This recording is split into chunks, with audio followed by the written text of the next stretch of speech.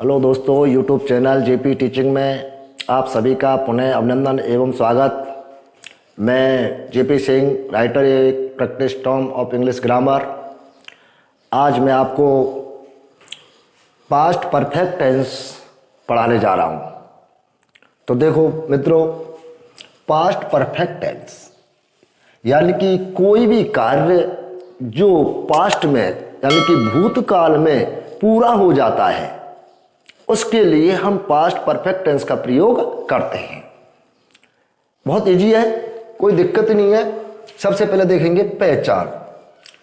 हिंदी वाक्यों की क्रिया के अंत में चुका था, चुकी थी, चुके थे ये शब्द आते हैं। हेल्पिंग वर्ब जो होती है हैड, केवल एक ही हेल्पिंग वर्ब है और इसीलिए ये टेंस बहुत इजी है क्योंकि इसमें एक वचन और बहुवचन कर्ता का कोई भी टेंशन नहीं है। केवल एक हेल्पिंग वर्ब है हैड, चाहे कोई भी कर्ता हो, कोई भी सब्जेक्ट हो। B3 लगाते हैं, वर्ब की थर्ड फॉर्म का प्रयोग करते हैं।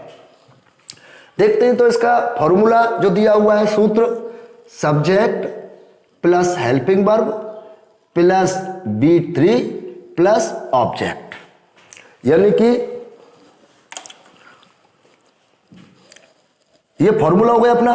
तो इसी में अब हम हिंदी वाक्य को अंग्रेजी में ट्रांसलेशन करना है। तो हिंदी वाक्य की पहचान देखेंगे पहले।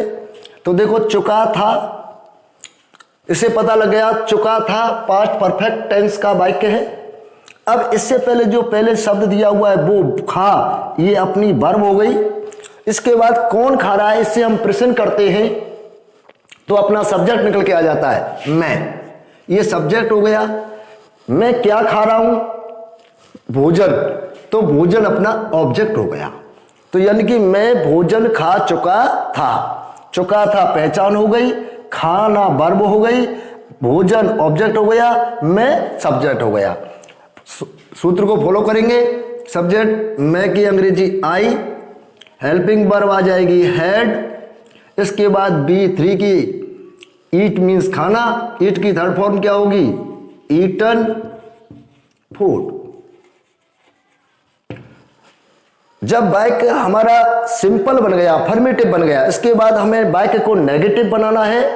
तो नेगेटिव के लिए कुछ भी नहीं है, केवल हेल्पिंग वर्ब जो होती है इसके बाद हमें नॉट लगा देना है, अपना वाक्य नेगेटिव हो जाएगा। I had not eaten food. अब वाक्य हमें इंट्रोगेटिव बनाना है, प्रश्नवाचक बनाना है, इसमें भी कोई परेशानी नहीं है। जो अपनी हेल्पिंग वर्ब होती है इसको हम सब्जेक्ट से पहले लगा देंगे। अगर हमें वाक्य प्रश्नवाचक बनाना है, इंट्रोगेटिव बनाना है, तो हेल्पिंग वर्ब को सब्जेक्ट से पहले लगा देंगे। जैसे देखो, हैड आई ईटन फूड और प्रश्न चिन्ह लगा देंगे। अब हमको इंट्रोगेटिव बनाना है, कोई दिक्कत नहीं है मित्रों। हेल्पिंग वर्ब वही रहेगी जो अभी बताइए, हेल्पिंग वर्ब को सब्जेक्ट से पहले लगा देंगे और सब्जेक्ट के बाद हम क्या लगा देंगे नॉट और लगा देंगे। Had I not eaten food और प्रश्नवाचक चिन्ह लगा देंगे। अगला वाक्य देखते हैं, नेक्स्ट। वे जयपुर जा चुके थे, वे जयपुर जा चुके थे। तो देखो, चुके थे पहचान हो गई, चुके से पहले शब्द है जा, जाना वर्ब हो गई। कौन जा रहा है, वे सब्जेक्ट हो गया। कहां जा रहे हैं वे, जयपुर ऑब्जेक्ट हो गया।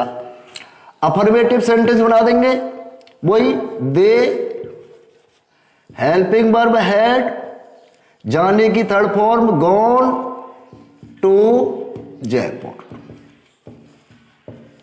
अब हमको नेगेटिव बनाना है तो वही हेल्पिंग वर्ब के बाद नॉट लगा देंगे, they had not gone to Jaipur.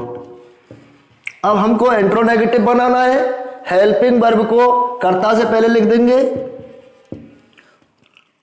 Had they gone to Jaipur, present change. अब प्रेजेंट नकारात्मक बनाना है तो सब्जेक्ट के बाद नॉट लगा देंगे।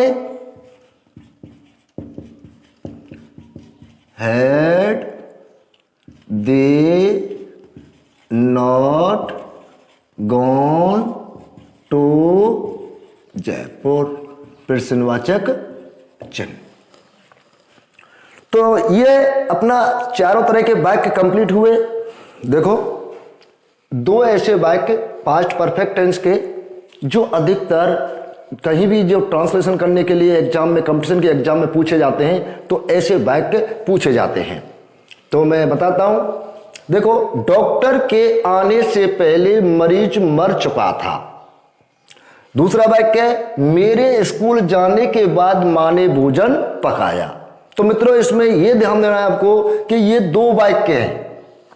देखो, इसमें तो पहले शब्द दिया हुआ है और इसमें दिया हुआ बाद।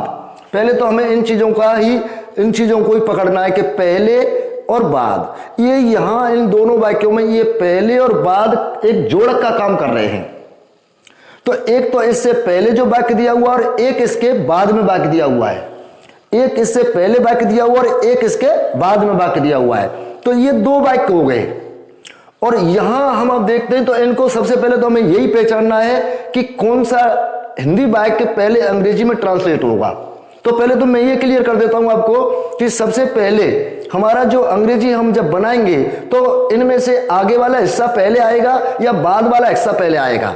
तो ये बात आप गांठ बांध करके दिमाग में बैठा लेना कि मैं ये बताता हूं कि जो बाद में वाक्य पहले के बाद में दिया हुआ है, ये वाक्य जब अंग्रेजी बनाएंगे तो पहले इसकी ट्रांसलेट होगी। इसी प्रकार इसकी कि ये जो बाद में दिया हुआ है इसकी पहले ट्रांसलेट होगी। अब बात आती है कि पहले की अंग्रेजी और बाद की अंग्रेजी। तो आपको ये बता देता हूं कि पहले की अंग्रेजी होती है बिफोर और बाद की अंग्रेजी होती है आफ्टर। तो यहां में यह ध्यान रखना है आपको कि बिफोर से पहले जो वाक्य आएगा अपना, जैसे इसमें ये बिफोर से पहले आएगा तो उसमें हेड प्लस थर्ड फॉर्म लगानी है। यहां देखना है दो वाक्य हैं। डॉक्टर के आने से पहले मरीज मर चुका था। पहले और बाद का हमें विशेष ध्यान रखना है। ये एक जोड़क का काम कर रहे हैं।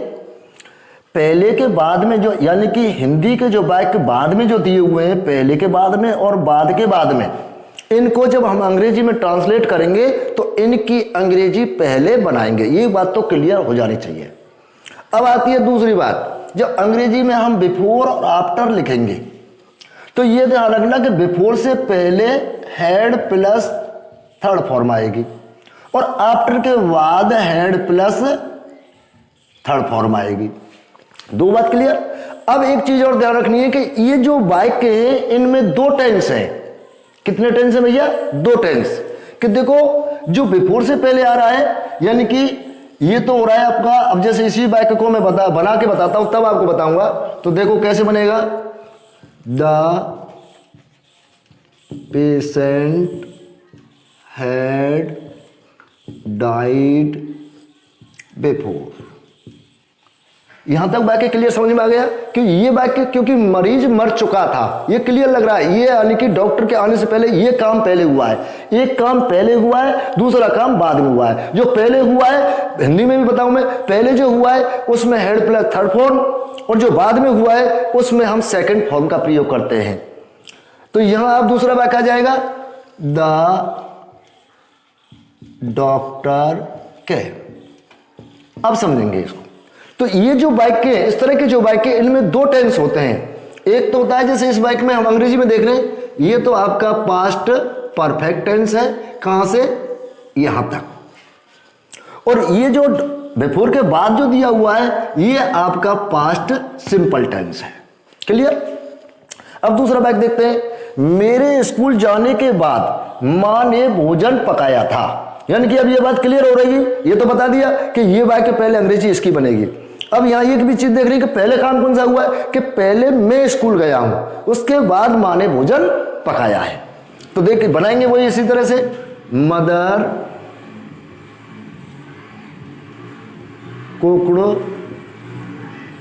Food after I had gone to school. Clear? आप समझ में आ गई होगी। बिफोर से पहले हेड प्लस थर्ड फॉर्म और आफ्टर के बाद हेड प्लस थर्ड फॉर्म। शेष वाक्य में MB2 आती है। ठीक है, अब हम बताते हैं पास्ट परफेक्ट टेंस की correct form of verb. Correct form of verb exam में करेक्ट फॉर्म ऑफ वर्ब भी पूछा जाती है, चाहे वो स्कूल की एग्जाम हो, चाहे वो कॉलेज लेवल की एग्जाम हो, चाहे वो कंपटीशन की एग्जाम हो। तो देखो इसमें 2 ही रूल्स हैं आपके, ज़्यादा नहीं है। तो देखना है पहला रूल्स क्या कह रहा है कि यदि अंग्रेजी वाक्य में बिफोर और बिफोर के बाद सब्जेक्ट प्लस B2 दिया हो। मैंने बताया था इसमें इस तरह के जो बिफोर वाला जो वाक्य आफ्टर वाला वाक्य इसमें 2 होते हैं। तो अगर वाक्य में बिफोर दिया हो प्लस सब्जेक्ट दिया हो प्लस B2 दिया हो तो बिफोर से पहले, किससे पहले? बिफोर से पहले हेड प्लस थर्ड फॉर्म लगाते हैं। दूसरा इसी में नियम है, यदि वाक्य में B2 प्लस आफ्टर दिया हो तो आफ्टर के बाद हेड प्लस थर्ड फॉर्म लगाते हैं। तो देखेंगे वाक्य को। Mohan finish his story before I met him.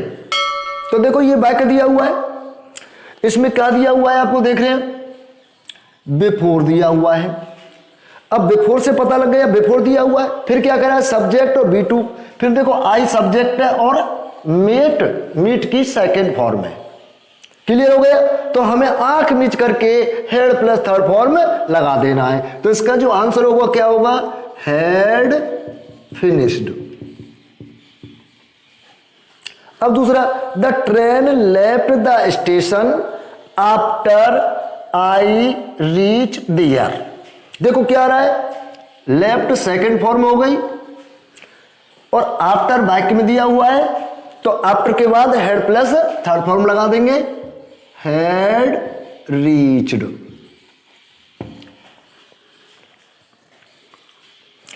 अब आपको देखना है दूसरा वाक्य।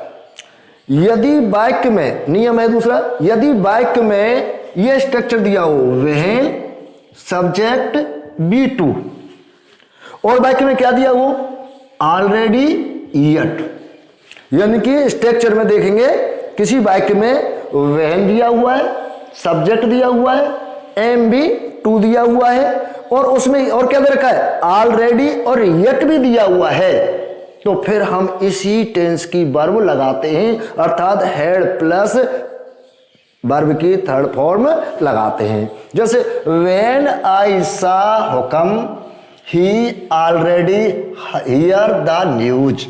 तो देखो व्हेन वाक्य में आ रहा है और B2 वाक्य में आ रहा है और ऑलरेडी वाक्य में आ रहा है, तो क्या करना है वही हैड और हार्ड। दूसरा वाक्य, when I met Pavan she not yet get a book.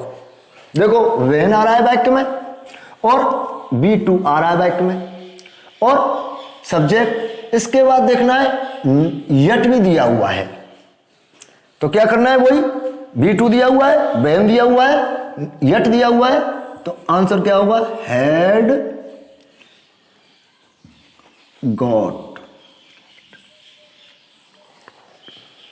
Got a book. When I met Pavan she had not yet got a book. ये हुए आपकी करेक्ट फॉर्म ऑफ वर्ब। थोड़ा सा एक बार और मैं आपको बता देता हूं, थोड़ा सा क्लियर कर देता हूं बिफोर और आफ्टर को। देखो ये फॉर्मूला आपको दिमाग में सेट कर लेना है, एक बिफोर, इधर आपको क्या करना है सब्जेक्ट प्लस B2 ये, और इधर आपको क्या रहेगा हेड प्लस B3। ये फॉर्मूला आपको दिमाग में फिट कर लेना है। इसको हम पास्ट परफेक्ट टेंस, और ये बिफोर दिया हुआ है, और इसको पास्ट सिंपल टेंस क्लियर। एक फॉर्मूला ये हो जाता है आपका। दूसरा फॉर्मूला एक देखना आफ्टर वाला, आफ्टर दिया हुआ है तो ये आफ्टर है, इधर subject plus head plus B3 और इधर आपको सब्जेक्ट को हटा दो और इधर आपका क्या हो जाएगा B2। ये ध्यान रखना है आपको, इसको जो हम बोलते हैं पास्ट सिंपल होगा और ये आपका पास्ट परफेक्ट होगा। आफ्टर और बिफोर का ध्यान रखना है। क्या है बिफोर से पहले हेड प्लस थर्ड फॉर्म अर्थात पास्ट परफेक्ट टेंस आता है। बिफोर के बाद सब्जेक्ट प्लस B2 यानी कि पास्ट सिंपल आता है। आफ्टर के बाद उल्टा हो जाता है इसी तरह से, आफ्टर से पहले B2 यानी कि पास्ट सिंपल टेंस और आफ्टर के बाद हेड प्लस B3 यानी कि पास्ट परफेक्ट टेंस आता है। अगर वीडियो आपको अच्छा लगा हो तो वीडियो को लाइक करें, शेयर करें और बेल आइकन को प्रेस करके और चैनल को सब्सक्राइब जरूर करें।